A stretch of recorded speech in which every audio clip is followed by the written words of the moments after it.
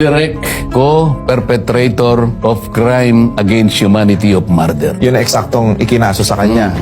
At binasahan siya ng demanda na kung tawagin natin sa termino natin, arraignment sa ating local jurisdiction. Anong itatanong mo tungkol sa pagkakabasa ng kanyang charge? Ano po ba yung extent ng charge nung siya ibasahan? Ano po ba yung pagkakasala daw? Yung arraignment kasi babasahan ka ng formal. RDR, binabasahan kita ngayon. Ito ang mga charges sa iyo ng mga mamamayang Pilipinas. Yan, arraignment. Arraignment. Binasahan siya. Nakakapagtaka, nung hindi pa napunta nga sa dihig ang Pangulo, ang kanyang mga detractor sa ating bansa, palagi nilang sinasabi halos araw-araw, ang napatay sa kanyang war against drugs, 30,000 individuals. Alam mo kung ano binasa sa kanya ron? Ano? 43 tao daw ang napatay. Yung 19 ay pinatay ng mga DDS nung siya'y mayor pa. Yung iba ay panahon ng kanyang pagiging Pangulo. Yun ay pagitan ng Nobyembre 2011 hanggang September 2019 or a span of 8 years. 8 years. Sa mga tuwid, kung 43 ang alleged na biktima ng droga in a span of 5 years, 8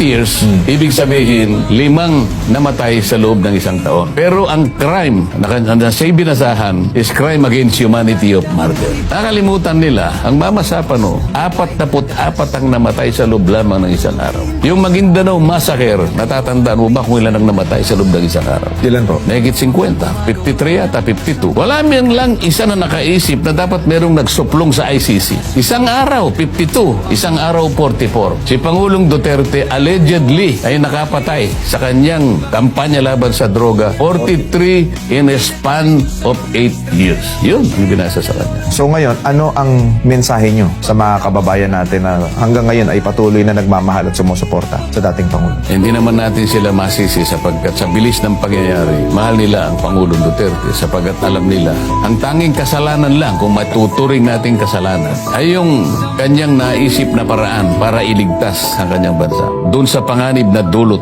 ng droga na malala na nakita niya sa kanyang panahon. Sa kanyang maraming pagsasalita, sinabi niya, kailangan kong iligtas ang mga pamilya, ang mga mamamayan sa harap ng napakalaking panganib na yan. Ang kaligtasan nila, ang kanilang kapakanan, ang kanilang kinabukasan, ang katahimikan, ang kumpiyansa nila sa pamahalaan ay importante sa akin. Ito ang nalalaman kong paraan sapagkat alam ko na kapag hindi ko nasugpo ito na ang magiging daan kung paano babagsakan natin.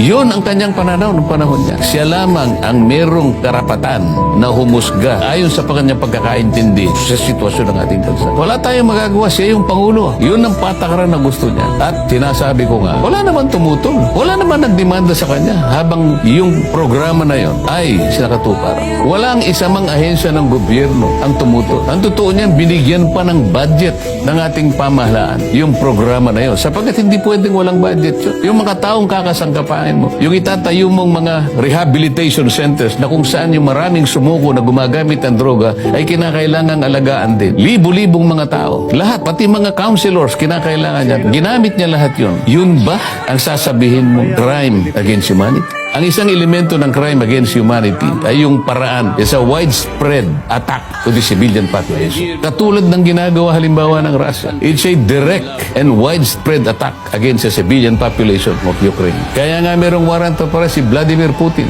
Meron bang isang mamamayan ng Russia na sumunod sa Interpol para i-arrestuhin si Vladimir Putin? Ganon din, direct and widespread attack sa mamamayan ang ginawa ni Benjamin Netanyahu ng Israel. Meron ba kahit isang mamamayan ng Israel ang tumugon sa panawagan ng Interpol na arestuhin si Benjamin Netanyahu, presidente ng Israel? Tayo lang ang gumawa nito. Ang Pangulong Duterte walang inisip kung hindi ang kabutihan ng kanyang bansa. Ito ang paraan niya. Prerogative ng presidente yun. Kanya-kanyang pamamaraan kung paano niya nakikita, kung paano niya isasalba sa nakaambang panganib ang kanyang bansa. Walang makakatutol doon sapagkat yun ay discretion and prerogative ng isang presidente. Pagkatapos ngayon, ni isa walang bumangon na kaso laban sa kanya. Ngayon, ipagkakanulo ng mga Pilipino at sa ihahatulan, uusigin sa banyagang hukuman. Pagtatawaran tayo ng buong daigdig. Panatiliin natin ang kapayapaan. Alam kong nagsisikip ang dibdib. Kailangan nating magtulong-tulong alang-alang sa ating bansa. Let us stay together and let us utilize our collective fortitude to help our country in this emerging crisis.